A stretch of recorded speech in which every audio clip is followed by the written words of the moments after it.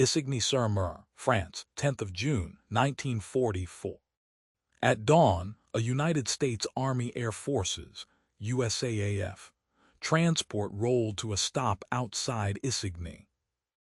Medics pried open sweating metal chests packed with ice and glass bottles. Inside lay type O whole blood and penicillin, both kept cold to survive the trip. Men from the beachhead bled fast. They needed whole blood to survive hemorrhagic shock, life-threatening collapse from blood loss. This first refrigerated delivery promised a steady frontline supply of blood and antibiotic.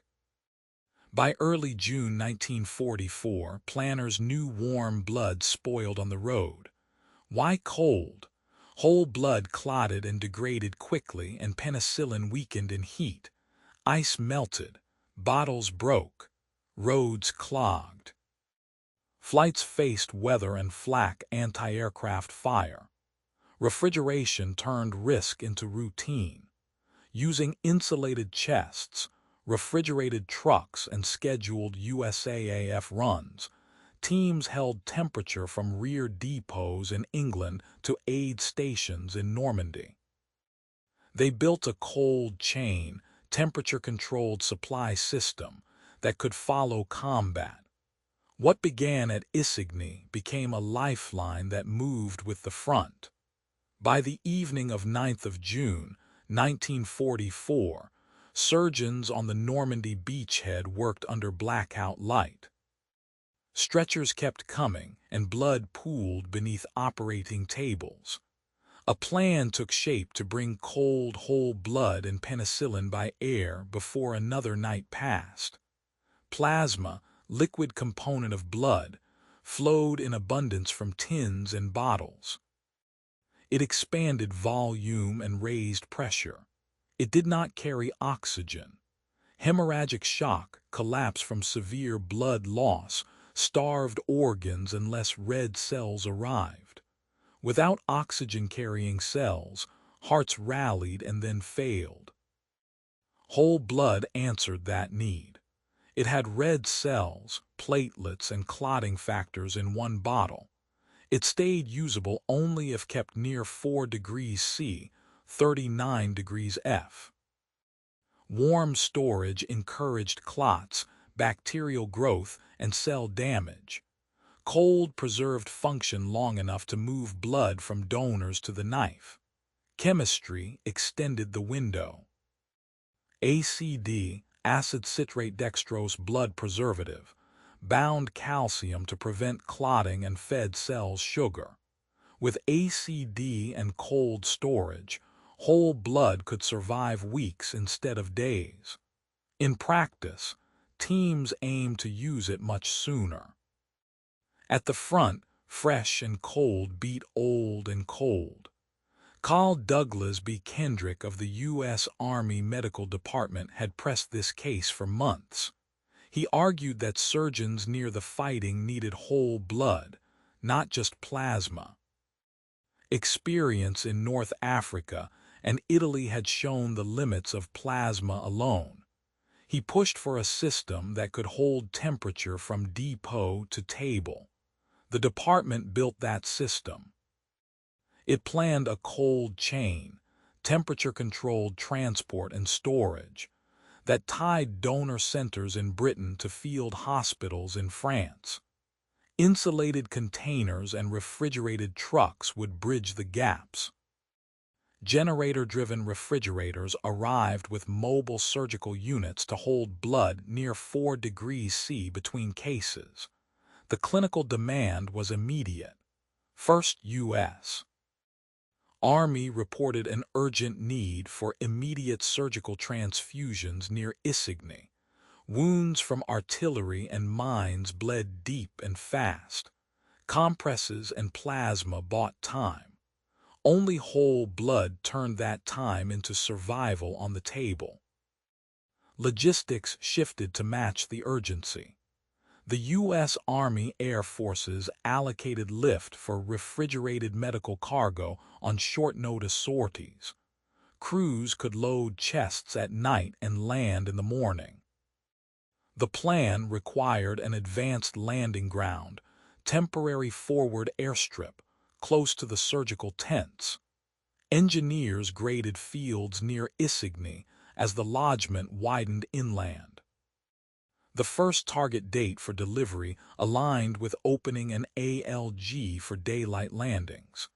Compatibility could not slow the first minutes of care. Type O blood reduced delays when cross-match test for blood compatibility was impossible.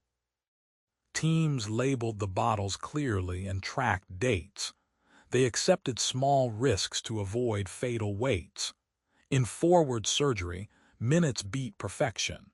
Penicillin came in the same cold boxes. Penicillin in solution kept potency longer when kept cool near refrigerator temperatures. Warmth weakened it. Surgeons wanted it at hand for debridement and aftercare. A cold ride with the blood made sense. The same generators that held blood steady would protect the antibiotic. Everything depended on timing. Surgeons could not hold a patient for hours if bleeding continued. If the airfield opened on schedule and cargo made the first landing, the new chain would start with a proof. Success would prove that a daily refrigerated supply could reach active combat surgery. It would turn an improvised response into a routine. In southern England, the work started far from the beaches. Donors rolled up sleeves in U.S. hospitals, and nurses marked bags for type O whole blood.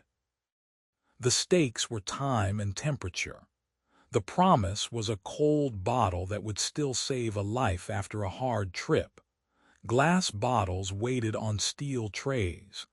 Technicians had preloaded each with ACD, acid citrate dextrose blood preservative, to prevent clotting. Each bottle held about a pint, about 470 ml. Labels showed blood type and the exact draw time, written in block letters that could be read in a dim tent. Type O reduced delays when a cross-match test for blood compatibility was impossible. That was the point near combat. Crews still checked the labels twice. They logged donor numbers and lot numbers to trace any problem back to a single room in England. The bottles moved into electric hospital refrigerators. Dials set them near 4 degrees C, a narrow target that protected cells. Technicians logged temperatures and times to track each bottle's cold exposure. A ledger page carried a clean chain from vein to shelf. The shipping room prepared the next link.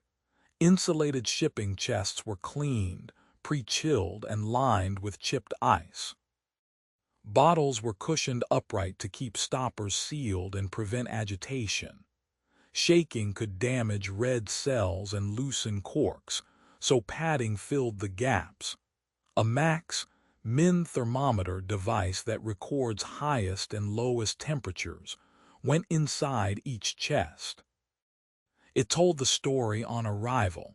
The blood stayed in the 26 degrees C range or it did not.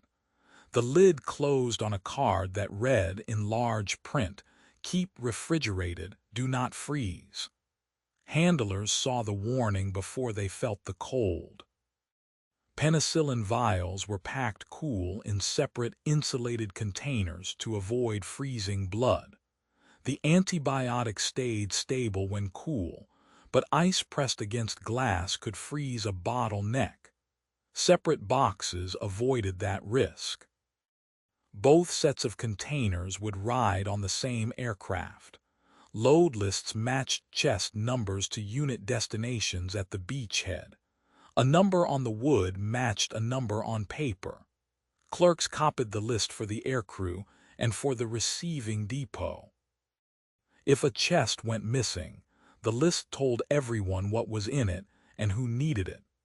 Signals officers, communications officers, synchronized pickup times with U.S. Army Air Forces dispatchers. Telephones and teletype lines linked the hospital, a staging depot, and the transport wing. The plan moved by clock time and tail number. A late truck could miss a runway slot and lose the morning cool. Medical supply officers prioritized earliest drawn bottles for the first sortie single-mission flight. The rotation was simple: first in, first out. Older bottles left first. Newer ones waited for a later run. That kept total warm time down when minutes counted. The packing crew worked fast only after the ice had rested. Pre-chilling the chests meant less melt on the first hour of the ride. Bottles went in rows with cardboard dividers. The lid closed only after the max. Min thermometer showed a low number near the target. Spare ice and empty chests were staged for rapid turnaround after delivery. A return cycle kept the system from stalling in France. Drivers counted empties as carefully as they counted full boxes. Ice went back across the channel when space allowed, but salt ice from local sources also worked. Couriers carried documentation to speed handover at the forward airstrip. A courier, trusted messenger, held the load list, temperature logs, and clearance papers in a marked folder. The handoff at the edge of the runway took seconds when the paperwork matched the chest numbers. The aircraft could taxi without delay. The ground plan anticipated less than 6 hours door-to-door to limit warming. That window covered truck time to the airfield, flight time across the water, and the short run from landing strip to operating tent. If a delay appeared, a dispatcher could hold the next draw to keep the line even. The goal was steady flow, not a surge that overheated on the ramp. Just before dusk, trucks idled at the hospital dock with canvas covers tied tight. Drivers checked the stencil on each lid again. The airfield called in its weather report and runway condition. Engines started on the transports as the first chests rolled up steel ramps and into the dim cargo hold. By night, the cold chain had a rhythm. Blood cooled, chest sealed, paperwork matched wood. The last act was quiet. A clerk posted the time the door shut on each truck. If the clock stayed aligned, ice would still rattle in the chests at touchdown. The next scene would play out under tent lights, and the bottles would still be cold. On the morning of 10th of June, 1944, in southern England, a twin-engine C-47 transport, Douglas DC-3 military variant, opened its cargo door. Loaders brought insulated chests up the ramp 2 at a time. The crew lashed each chest to floor tie-downs to blunt vibration and stop any shift on takeoff. Lives at Isigny depended on cold bottles and stable penicillin arriving intact, and the window to cross was short. Weather offered breaks that came and went. Low cloud drifted along the coast, then opened to a bright strip over the channel. The pilot took the first clear slot and pushed for altitude. Inland, reports listed intermittent ground fire, but the path over water stayed quiet and the air stayed calm. The chests rode steady in the hold. Straps held them tight along the center line to avoid sudden swings under acceleration. Glass did not tolerate jolts, and loose stoppers could turn a bottle into waste. No one opened a lid in flight. Temperature would be known only when a medic read the first dial on the ground. The route pointed to an advanced landing ground, ALG, temporary forward airstrip, near Isigny that opened that morning. Engineers had laid pierced steel planking (PSB), interlocking metal sheets for quick airstrips only hours before. The runway was short and flat, with fresh tire marks and recent mud still wet along the margins. The crew briefed a quick roll out and a fast turn off the strip to keep the approach lane clear. The crossing took under an hour in calm air. The pilot kept power steady and avoided abrupt maneuvers that could throw the load. Landfall came as a gray line, then hedgerows and roads cut with craters. A single burst of tracer flared inland and faded. The field stayed quiet enough to commit. The C-47 touched on PSB and rattled as the wheels hit the lattice. Brakes took, the tail dropped, and the aircraft turned off into a marked lane. Ground crews ran to the ramp before the engines settled to idle. Every minute in open sun warmed the chests, and the airstrip sat within artillery range. Handlers moved the boxes straight into shade beside a parked vehicle. A medic wiped a faceplate and checked a chest thermometer. The needle sat near 4 degrees C, 39 degrees F. Ice inside remained solid. Bottle surfaces sweated, but labels stayed legible in bold block print. Separate cool boxes held penicillin vials away from direct ice. A thermometer strip, chemical heat sensor, on one box showed a stable reading in the safe range. Crews avoided stacking anything warm on top. The boxes went under the same shade and into the queue for dispatch to the surgical tents. Signalmen, communications soldiers, at the edge of the ramp verified the receiving unit from 1st U.S. Army before release. Call signs and names matched the manifest. The loadmaster signed the transfer sheet and kept a copy. Lift space on the return leg was already set for empty chests and temperature logs. A truck backed in and took the first chests out within minutes. Bottles did not sit on bare metal. Pads kept them off the hot bed. The pilot asked for departure clearance as soon as the last box cleared the sill. Priority tactical traffic needed the strip for fighters and ammunition. The aircraft taxied back to the PSB and rolled as soon as the lane was open. Empty chests and paperwork went aboard for the ride home. The C-47 lifted off and turned for the water, leaving the field to the next inbound. The ground crew returned to the shade to sort the remaining boxes by destination. Temperature continuity through the flight validated the packing method.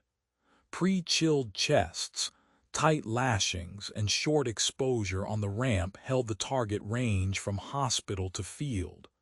The under-hour transit helped. The system showed it could protect fragile cargo in combat conditions without special aircraft or escorts. That success did more than save one morning's cases. It cleared the way for scheduled medical sorties, single missions across the channel. Dispatchers could assign daily slots, and surgeons could plan on a cold bottle arriving with the first light. The cold chain had crossed open water and met war at the runway, and it had held. Canvas walls snapped in a light wind as the chests came off the truck. First U.S. Army medical supply officers signed for them at a forward dump, frontline supply point, near Isigny. Numbers on lids matched numbers on a clipboard. The promise was simple: keep them cold, move them fast, get them into veins alive. Mobile teams slid the boxes into shade and split the load by unit. 2 men lifted each chest onto a bench and opened one for a quick read. The max min thermometer showed the cold held. They moved bottles into generator-powered field refrigerators set near 4 degrees C, 39 degrees F, and logged the time each door closed. Space ran tight almost at once. Orderlies rotated ice into a row of shipping chests turned into overflow coolers. Lids stayed shut except to stage the next run. Each opening risked a climb in temperature inside the cabinet, so handlers moved with rehearsed steps. Allocation started on a folding table with a black pencil and a map. Priority went to field and evacuation hospitals triaging unstable hemorrhage. Triage, sorting patients by urgency, put the worst bleeders first. Evacuation hospitals, mobile surgical hospitals, took second-line loads that still needed early blood. Type O whole blood flowed to both with no pause for crossmatch. That saved minutes near the knife. Clerks marked each bottle's path on a stack of cards: unit, ward, and expected use. A runner took the first crate toward the nearest operating tent and did not walk back with it. By early afternoon, the first bottles were empty.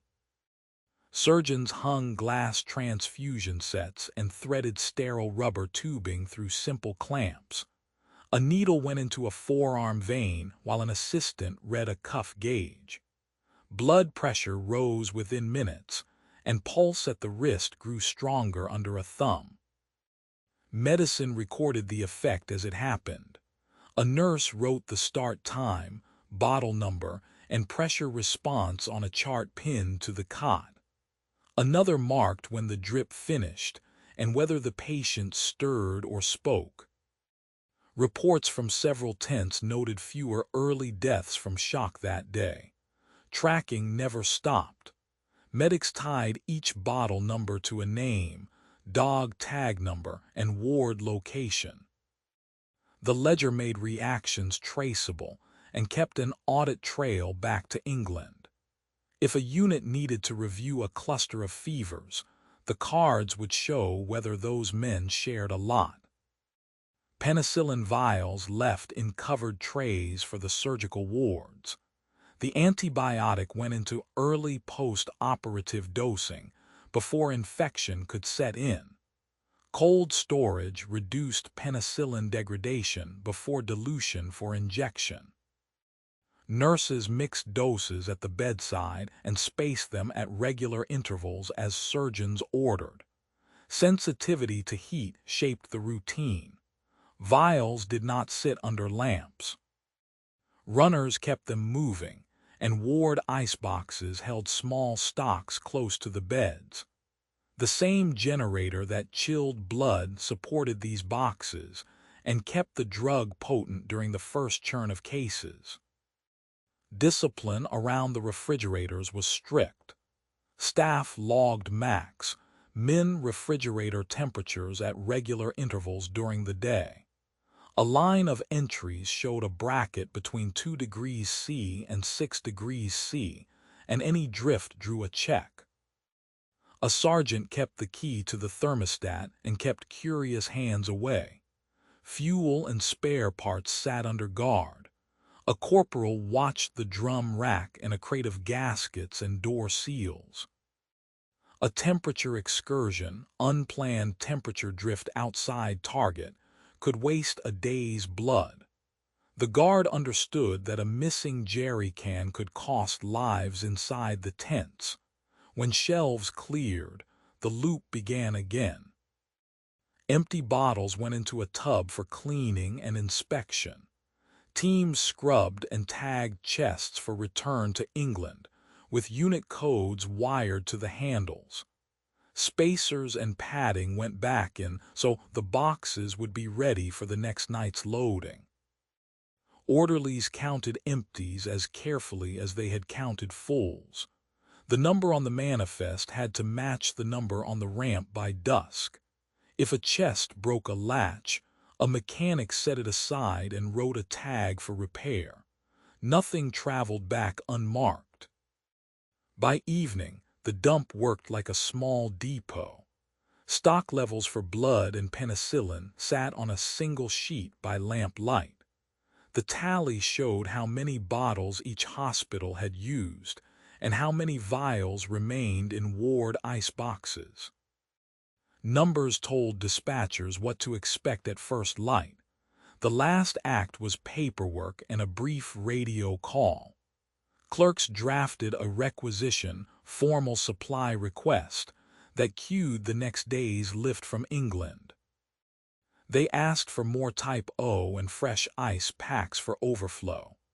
The message closed with the day's temperature ranges and a note that the generators ran clean.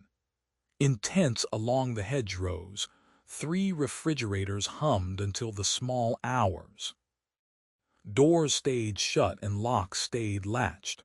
Outside, empty chests dried in the evening air, tagged and stacked for the return flight. The chain would restart before dawn, time to meet the next wave of stretchers. Call Douglas B. Kendrick led the European Theater of Operations, ETO, U.S. Forces in Europe, blood program. Before the landings, his staff issued simple rules that could survive chaos. Ship Type O whole blood. Hold it between 2 degrees C and 6 degrees C with 4 degrees C as the working point, and hitch daily medical sorties to any advanced landing ground that opened. Standardization turned those rules into action. Medical department chests, bottle labels, and temperature logs followed one pattern, so any unit could read any box. First U.S. Army named a single accountable receiving point for cold medical cargo, with one ledger and one set of signatures, so disputes ended at one table. Interchangeability mattered when weather or fire forced a diversion. A chest stamped for one hospital could move to another without new paperwork. A label's bold type, the same everywhere, kept a bottle usable even under a dim bulb. Teams rehearsed ramp work before the first run. Loaders practiced timed unloads on pierced steel planking, PSB interlocking metal sheets, with chests kept shut to limit warming. The briefing included a clear caution. Never add salt to ice, because salted ice could drop below 0 degrees C and freeze blood. Penicillin rode with the blood by plan, not by convenience. The schedule tied the antibiotic to the same handling discipline, thermometers and logs.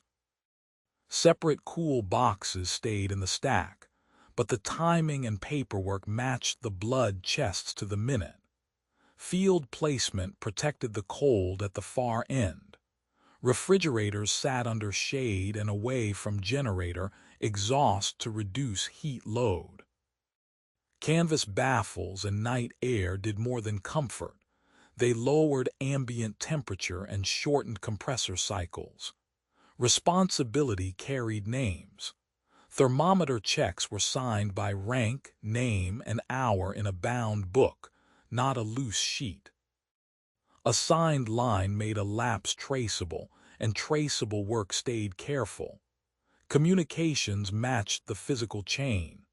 A standing message format reported bottle counts, max, min temperatures, and first use times, then asked for the next day's quantities. Radio calls covered urgency. Teletype, wired text transmission, preserved detail. The U.S. Army Air Forces tied medical lift to runway status. When an ALG opened, a daily morning slot appeared on the dispatch board. If the strip closed, the schedule pointed to a named alternate field or a cutoff that held the load in England to protect temperature. The first day's deliveries created the first day's data.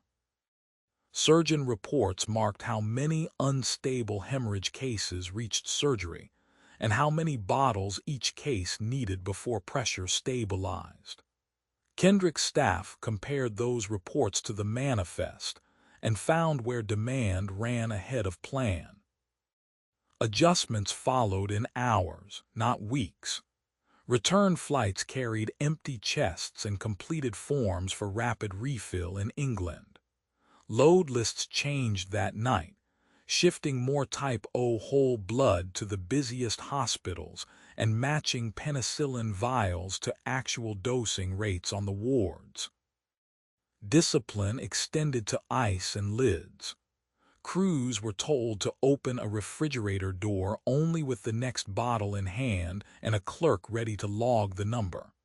When spare ice was needed, handlers used fresh blocks or chipped ice as packed, never salted slush.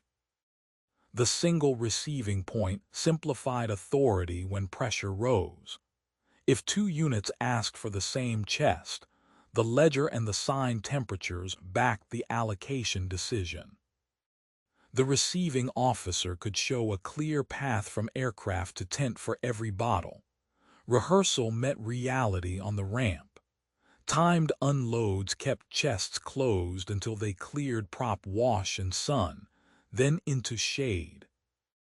The fastest runs happened when each man had one job: cut lashings, lift, carry, log, and move. In the tents, placement choices mattered. A refrigerator 3 meters from a generator ran cooler than one at 1 meter. That small move kept internal temperatures stable without riding the thermostat, and it squeezed a few more minutes of safety from each opening. The reporting format squeezed waste from the system. First use time showed whether bottles sat idle at the front or were emptied within an hour of arrival. Slow first use meant the next day's load could be trimmed or rerouted before a bottle warmed in the wrong place. That feedback loop proved the point of the plan. Data from surgeons, signed temperatures, and clean manifests let Kendrick order a repeat run the next morning with confidence. It was not an improvisation anymore. It was a schedule tied to real demand. The agreement with the U.S. Army Air Forces held. As long as an ALG stayed open, a morning medical sortie would fly. If weather threatened, dispatchers flagged the risk early enough to keep blood in refrigerators rather than on a hot ramp. By nightfall, the system behaved like a factory line under fire. Empties and forms went back across the channel, full chests and fresh labels queued in England, and pilots knew their slot. Each link did a small, exacting job that protected the same numbers on every thermometer face. This discipline turned a single success into a routine. Temperature stayed within the 26 degrees C bracket because people treated it like a hard limit, not a suggestion. Paperwork kept pace with stretchers, and that kept the chain moving when men bled fastest. By 11th of June, 1944, refrigerators in forward tents cycled without pause. A daily line of transports touched down, and cold boxes rolled straight to shade. Stocks stabilized for the first time since the landings. The airstrip near Isigny became a predictable node, and medics began to plan on morning deliveries instead of hoping for them. The clinical picture shifted within days. Surgeons reported fewer resuscitation failures in men with severe hemorrhage. Resuscitation, restoring circulation and blood volume, worked when whole blood reached a vein early. Plasma expanded volume, but whole blood restored oxygen carrying capacity. Pressures climbed and stayed up. Wounded men who had drifted in and out during plasma alone began to hold a steady pulse after 1 or 2 bottles of type O. Penicillin took hold alongside the blood. Early dosing reduced wound infection compared to pre-antibiotic practice. Ward notes marked fewer spreading cellulitis cases and fewer returns to the table for grossly infected tissue. Stocks held at 4 degrees C, 39 degrees F, kept potency through the first critical days ashore, when heat and dust would have ruined unprotected vials. Nurses charted regular intervals, and surgeons counted fewer fevers on the second and third day after operation. The cold chain, temperature-controlled supply system showed its value when something drifted. Standard logs flagged a refrigerator that crept above 6 degrees C during a hot afternoon. A mechanic bled air from a fuel line, and a sergeant moved the unit farther from a generator exhaust. Generator maintenance schedules put refrigerators ahead of non-critical loads, so lights dimmed before cabinets warmed. The logbook caught the change within the hour, and no bottles were wasted. By 12th of June, the runway team at Isigny worked like a station crew. Daily refrigerated flights stabilized beachhead stocks despite heavy surgical lists. The field became known across units as the place where protected medical cargo arrived first. Loadmasters and medics spoke the same simple language: chest number, time, temperature, destination. A missed flight meant a delayed operation, so dispatch stayed tight, and the morning slot stayed clear of other cargo. Casualty flow improved as the routine held. Surgeons moved unstable cases sooner because they could count on reliable transfusion support on the table. Evacuation hospitals cleared post-operative patients to holding wards faster when blood needs were met early. Fewer men stalled on the edge of shock meant fewer emergency returns to the tent within an hour. Clearing stations felt the change as stretchers moved inward and outward in steadier waves. Repetition changed behavior. Units stopped ad hoc scrounging for ice or spare space in anyone's cooler. The same chests, the same thermometers, and the same forms arrived every morning, and they worked. Refrigeration made blood and penicillin frontline items, not rear area luxuries. The first run had proved that combat conditions allowed a protected cold chain. Repeating the method turned proof into the new normal. Surgeon narratives from that week pointed to blood availability as the turning point. They cited operations that would have failed on plasma alone, but finished with stable patients after whole blood. They linked fewer amputations after delayed infection to penicillin given early and kept cold until use. Reports noted that the Isigny model cut guesswork. The team did not argue about where to find ice.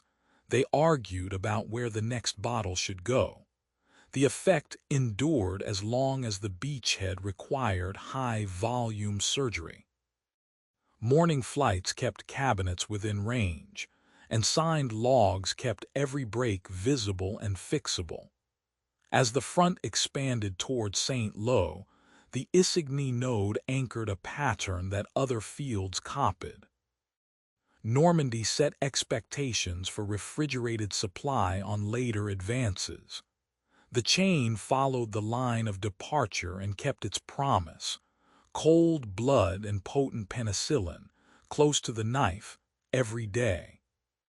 The sweating chests reached Isigny on time and cold, and the bottles inside stayed at 4 degrees C. Surgeons used them that day, and men in hemorrhagic shock lived who otherwise died. Discipline around 4 degrees C turned a risky idea into a dependable system. Normandy's beachhead gained a template for life-saving supply under fire. Back on the ramp, the lids lifted again to cold glass, and red blood held steady at 4 degrees C.